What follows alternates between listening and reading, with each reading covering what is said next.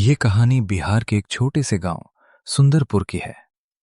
सुंदरपुर गांव बहुत ही खूबसूरत था। चारों तरफ हरी भरी फसलें और पेड़ पौधे नजर आते थे। वहां के लोग बहुत मेहनती और सीधे साधे थे। दिन भर खेतों में काम करके ही अपना घर चलाते थे। छोटे से कच्चे घर में रवि और उसकी पत्नी नेहा रहते थे। दोनों सुबह से शाम तक मेहनत करते थे ताकि 2 वक्त की रोटी का जुगाड़ हो सके। गांव में एक मशहूर बिरयानी का होटल भी था। होटल पुराना जरूर था, लेकिन उसकी बिरयानी का नाम पूरे इलाके में मशहूर था। वहां की स्पाइसी चिकन बिरयानी का स्वाद इतना लाजवाब था कि लोग दूर दूर से उसका स्वाद लेने आते थे। लेकिन परेशानी ये थी कि उस बिरयानी की कीमत इतनी ज्यादा थी कि गरीब लोग उसके बारे में सोच भी नहीं सकते थे। एक शाम रवि और नेहा खेत से काम करके वापस लौट रहे थे। जैसे ही वो उस बिरयानी वाले होटल के पास से गुजरे, रवि, तुम्हें पता है मुझे बिरयानी बहुत पसंद है। अच्छा, तुमने तो आज तक कभी बताया ही नहीं। बताती भी कैसे, वो बहुत महंगी होती है। मुझे चिकन बिरयानी सबसे ज्यादा पसंद है, पर कभी खाने का मौका ही नहीं मिला। अरे नेहा, महंगी कितनी ही होगी, 100-200 रुपए से ज्यादा नहीं होगी। चलो, आज तुम्हारी ये इच्छा भी पूरी कर देता हूँ। तुम यही रुकना, मैं अभी बिरयानी लेकर आता हूँ। सच में? लेकिन तुम्हारे पास पैसे कितने हैं? मेरे पास 100 रुपए है। बस इतने? मुझे लगता है इतने में काम हो ही जाएगा। फिर रवि हिम्मत करके होटल की तरफ बढ़ गया। होटल में काफी भीड़ लगी हुई थी। अमीर लोग मजे से बिरयानी खा रहे थे। गर्मा गर्म बिरयानी से उठती खुशबू देखकर, भैया, एक प्लेट चिकन बिरयानी कितने की है? एक प्लेट 500 रुपये की है। ये सुनकर रवि एकदम हैरान रह गया। उसकी आंखें खुली की खुली रह गईं। क्या? 500 की एक प्लेट? क्या बिरयानी में हीरे मोती मिलाते हो? अरे भाई, ये तुम जैसे गरीब लोगों के लिए नहीं है। जेब में पैसे नहीं हैं तो यहाँ खड़े मत रहो। चलो साइड हटो और भीड़ मत बढ़ाओ।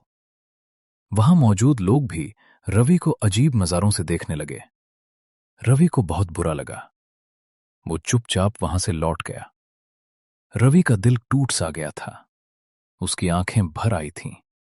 नेहा ने दूर से ही उसका उदास चेहरा देख, क्या हुआ रवि, बिरयानी नहीं मिली क्या? रवि ने मजबूरी में नेहा से झूठ बोल दिया।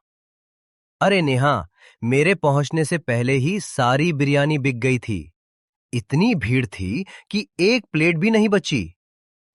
कोई बात नहीं रवि, मुझे पता है तुम पूरी कोशिश करके आए हो।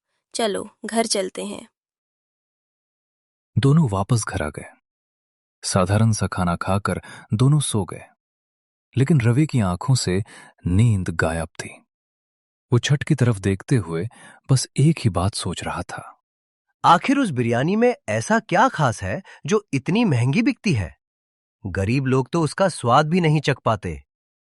लेकिन मैं एक दिन नेहा की ये ख्वाहिश जरूर पूरी करूंगा। धीरे धीरे रात और गहरी होती गई। लेकिन रवि के दिल में एक नया जुनून जग चुका था। उसने ठा लिया था कि एक दिन वो नेहा को जरूर बिरयानी खिलाएगा। अगली सुबह ठंडी ठंडी हवा चल रही थी। रवि और नेहा रोज की तरह खेत जाने के लिए तैयार हुए। लेकिन आज नेहा कुछ कमजोर और थकी हुई लग रही थी। रवि, आज मेरी तबीयत ठीक नहीं लग रही। शायद मैं खेत में काम करने नहीं जा पाऊंगी। कोई बात नहीं नेहा, तुम आराम करो। मैं अकेला ही चला जाता हूं। काम से ज्यादा जरूरी तुम्हारी सेहत है। नेहा हल्की सी मुस्कुराई और आराम करने के लिए लेट गई। रवि अकेला ही खेत की तरफ निकल पड़ा। दिन भर मेहनत करने के बाद रवि एक बड़े पेड़ के नीचे जाकर बैठ गया। जेब खाली थी और दिमाग में वही पुराना सवाल घूम रहा था। तभी एक बुजुर्ग औरत धीरे धीरे चलती हुई उसके पास आकर बैठ गई। पूरा गांव उन्हें सावित्री अम्मा के नाम से जानता था। क्या हुआ बेटा, बहुत परेशान लग रहे हो और लगता है तुमने खाना भी नहीं खाया। नहीं सावित्री अम्मा, आज घर से कुछ ला नहीं पाया। नेहा की तबीयत ठीक नहीं थी ना। अरे कोई बात नहीं बेटा, मैं आज गरीबों वाली खास बिरयानी बनाकर लाई हूँ। आ तू भी खा ले। दोनों ने साथ बैठकर एक एक प्लेट बिरयानी निकाली और खाना शुरू किया। रवि ने जैसे ही पहला निवाला मुंह में डाला, उसकी आंखें खुशी से चमक उठीं। अरे सावित्री अम्मा, ये तो बहुत ही लाजवाब बनी है। चावल का हर दाना अलग अलग है और मसलों की खुशबू तो कमाल कर रही है। आपके हाथ में सच में जादू है। बेटा, ये मेरी बहुत पुरानी रेसिपी है।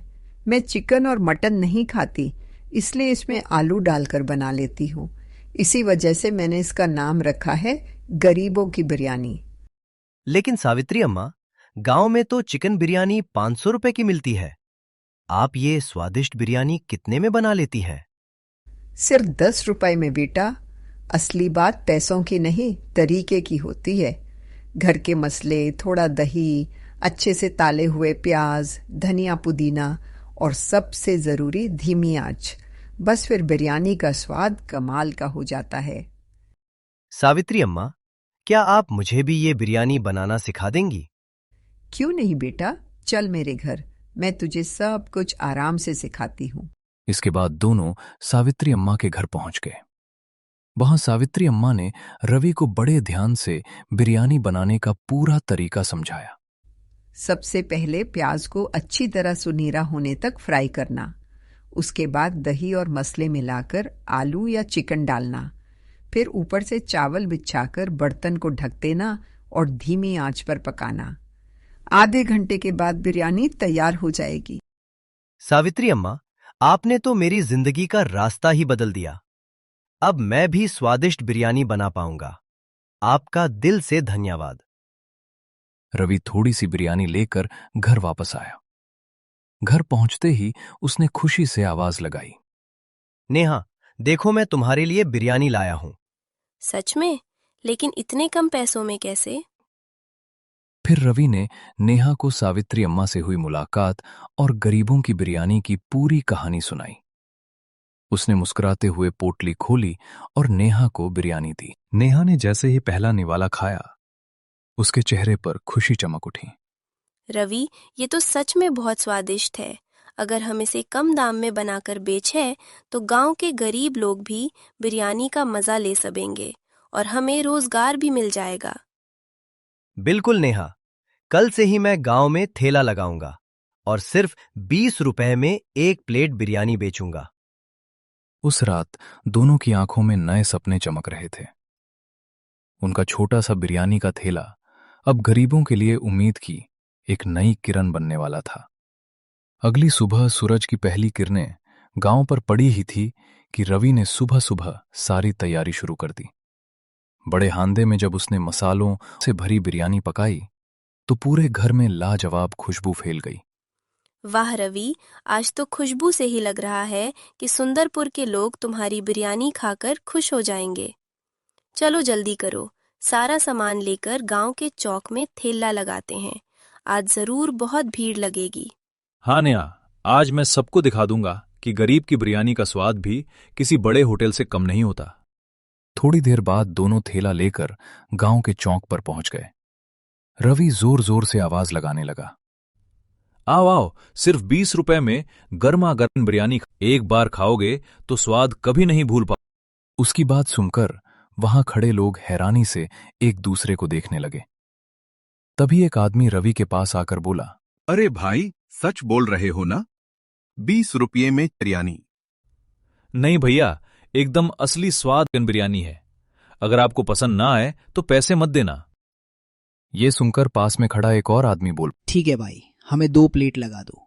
आज देखते हैं तुम्हारी बिरयानी में कितना दम है। रवि मुस्कुराया और प्यार से 2 प्लेट बिरयानी परोस दी।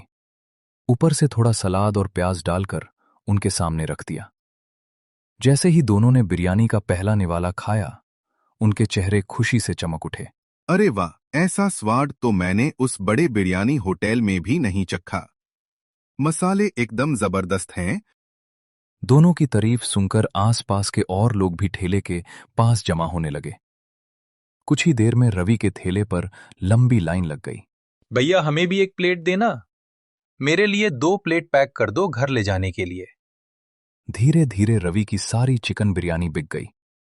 उसके चेहरे पर खुशी और गर्व साफ दिख रहा था। तभी गांव का मशहूर बिरयानी वाला बाबूलाल सेठ भीड़ देखकर वहां आ गया। उसने गुस्से भरी आवाज में कहा, अरे ये सब क्या हो रहा है? 20 रुपये में चिकन बिरयानी? ये नामुमकिन है। सेठ जी, अगर यकीन नहीं हो तो कल आकर खुद चख लीजिए, मैं आपको मुफ्त में खिलाऊंगा। शाम को रवि जब घर वापस आया तो नेहा ने आंगन में ही उत्सुकता से पूछा, रवि बताओ, आज ठेले पर कैसा रहा? नेहा, आज तो पूरा गांव हमारी बिरयानी का दीवाना हो गया। सब हैरान थे कि 20 रुपए में इतनी स्वादिष्ट बिरयानी कैसे मिल सकती है। देखा रवि, मैंने कहा था ना कि दिल से बनाया हुआ खाना सबसे खास होता है। अब धीरे धीरे हमारी सारी मुश्किलें दूर हो जाएंगी।